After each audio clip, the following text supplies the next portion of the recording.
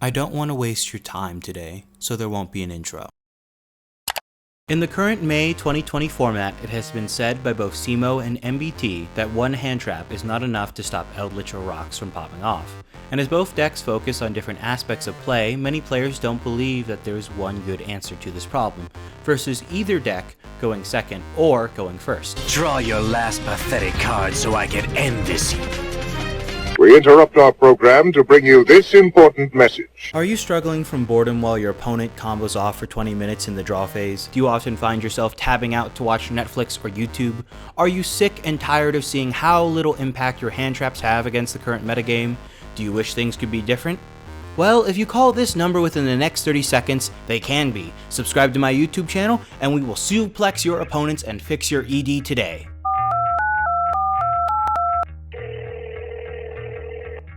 Buongiorno.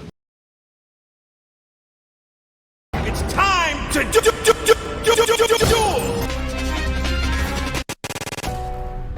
このジョルノ・ジョバーナには夢がある。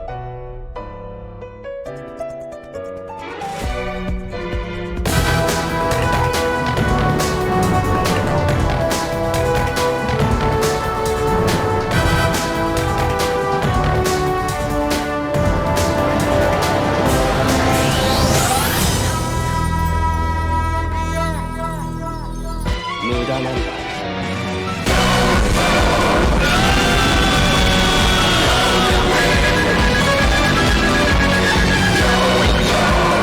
Jokes aside, if one hand trap isn't enough, then what we need is the one true hand trap king. You stand in the presence of Daenerys Stormborn of House Targaryen, rightful heir to the Iron Throne, rightful queen of the Andals and the First Men, protector of the Seven Kingdoms, the mother of dragons, the Khaleesi of the Great Grass Sea, the Unburnt, the breaker of chains.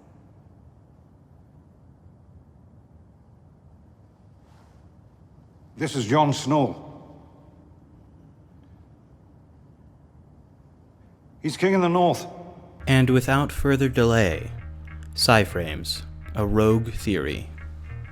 Psy-Frames consist of 10 monsters, 1 Link monster, 2 Synchros, 7 main deck monsters, and 1 yellow brick. They also have a field spell and 2 continuous trap cards. Psy-Frames are designed as the evolutions of the Vylon monsters that were not corrupted during the events of the Dual Terminal storyline, and that outlived their creators, the Constellar Knights, during the Shadal invasion. With their creators wiped out, and too busy fighting the war against the eventual Infernoid god Tierra, they grew past their original limitations and gained a superior intelligence and sentience that allowed them to evolve from being machines into something more. With this knowledge, they were able to escape the war and the very storyline of Dual Terminal by pulling a Neo and taking the red pill. This can be observed in the artworks of Circuit, Accelerator, and Overload, in which they quite literally escape Dual Terminal. Like Neo in the Matrix, every monster in this archetype has a way to know Kung Fu.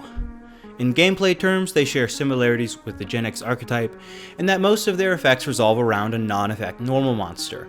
Unlike the Gen X archetype, however, you would be hard-pressed to do any normal summoning, as all Psy-Frame gears have the same following conditions. They cannot be normal summoned or set, must be special summoned by a card effect, and cannot be special summoned by other ways. When your opponent does blank, you can special summon both this card from your hand and 1 Psy-Frame driver from your hand, deck, or graveyard. And if you do blank in response. During the end phase, banish the face-up monsters special summoned by this effect. While this might sound underwhelming, I ask that you reserve your judgment for a little bit longer. Psy-Frames are an archetype that debuted in High-Speed Riders. All Psy-Frame monsters are light and psychic type, with all the main deck Psy-Frames having 0 defense, besides Driver's counterpart, Psy-Frame Multi-Threader, who is an exact counterpart of him. The main strategy behind the Psy-Frame monsters is to respond to the opponent's plays via the deck's 5 Psy-Frame gears, then immediately go into their Synchro monsters via their spell card. Psy-Frame gears can only trigger, however, if you control no monsters on your side of the field, which is why their Synchros, the Psy-Frame Lords, come ready with effects that can temporarily banish themselves and other cards to make room for the next gear, or with the Link monster bypass that condition altogether. Psy-Frame Gear Alpha can be considered the best out of the archetype, as it can add you any other card in the archetype, allowing you to have whatever resource follow-up you need for whatever deck you are playing against. Psy-FRAMEGEAR Beta is required as it saves you in many of the games you don't open well, or it can be added to your hand by Alpha to prevent your opponent from attacking you directly. Alternatively, you can selectively choose what attacking monster you would want Beta to destroy by only using it on that monster. Psy-FRAMEGEAR Gamma allows for monster negation that is not once per turn and lets you eat away at Appaloosa negates for every effect they try to activate, letting you tear apart their boards and ending their turn quicker than they expect. Psy-FRAMEGEAR Delta, in a meta full of going first decks, allows you to get prime free interruption against any combo decks that are using extenders like Monster Reborn or Adamancipator Signs, or Cursed Upland. Psy-FRAMEGEAR Epsilon doesn't have much place in the current metagame, but perhaps if one day the meta switches into a trap meta format again, we'll be seeing this card more and more, rather than seeing it only as a side deck option against Eldritch. Psy-Frame Driver. The king in the north!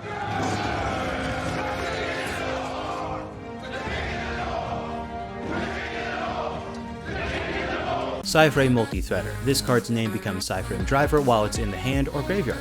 The destruction blocking effect is useful for covering up many cards that could normally out-circuit, and it can protect your monsters and back row from destruction, even if you happen to be the one summoning black rows.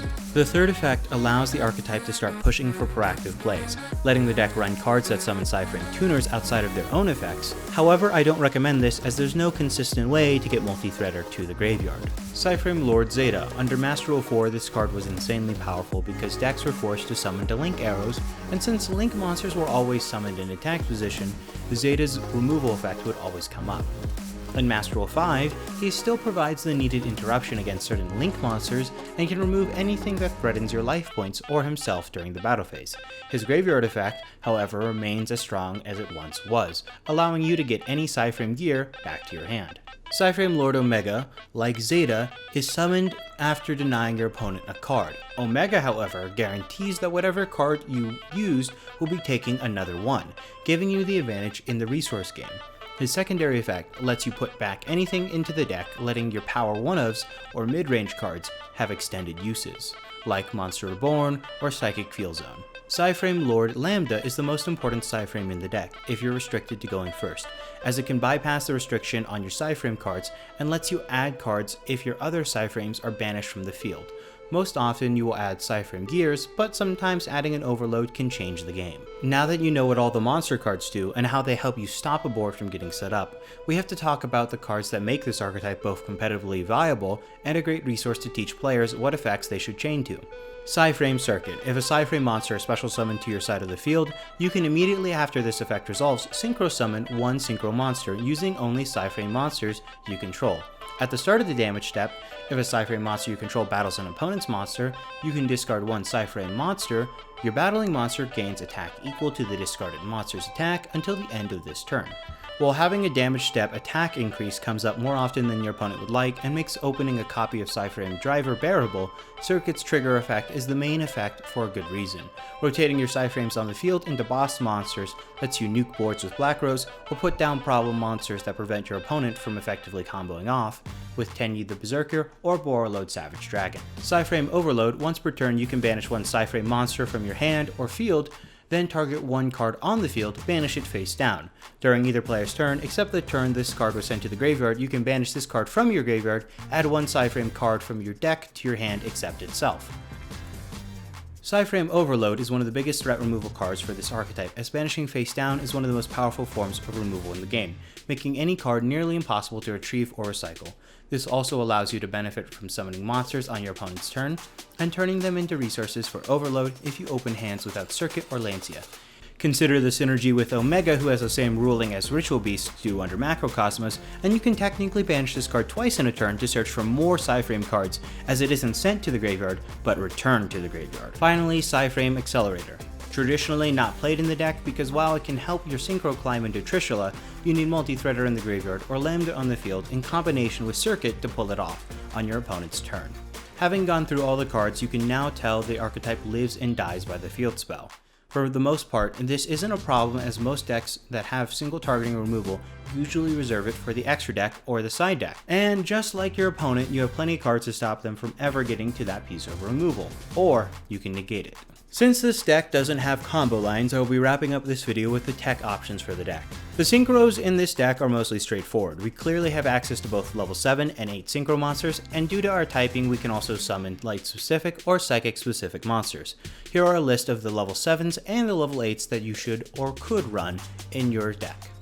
E-Tele could be put into the main deck if you wanted to go a more proactive route and have more synchro plays with multi-threader, or if you wanted to chain it after the resolution of a Psy-FRAMEGEAR effect so that you can summon Trishula. Telekinetic Power Well can spit out tuners like Soul Charge, giving you monsters that can be turned into link fodder or to chain on the resolution of a Psy-FRAMEGEAR effect to synchro for a higher level or more restrictive synchro monster.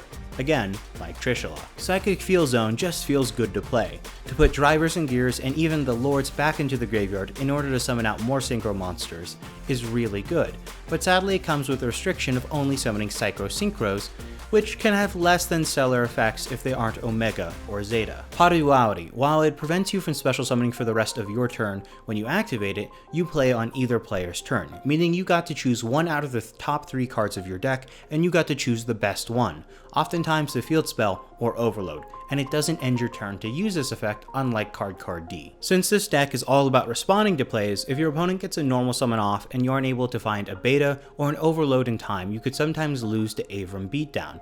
That's why you need to combine this archetype with other cards that will put pressure on your opponent every turn. Yusenjus aren't a bad option for this, but understand that these two decks don't mesh well with their ratios and can lead the deck to having inconsistent opening hands, but high power ceilings. Cauldron of the Old Man not only is a great card with the current time rules that PPG has and the lag that occurs in Dueling Book, but it can also win you the game from burn damage in 7 turns.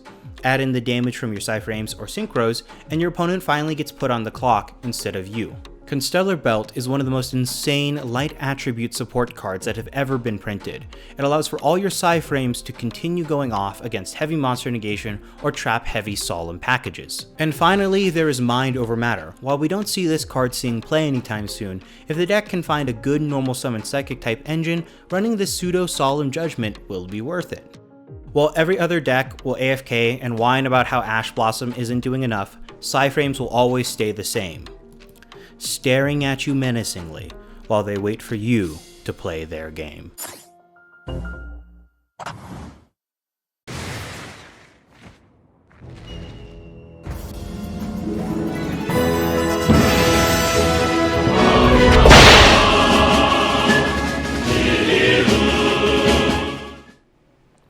And as always, this is Rogue Theory, passing turn.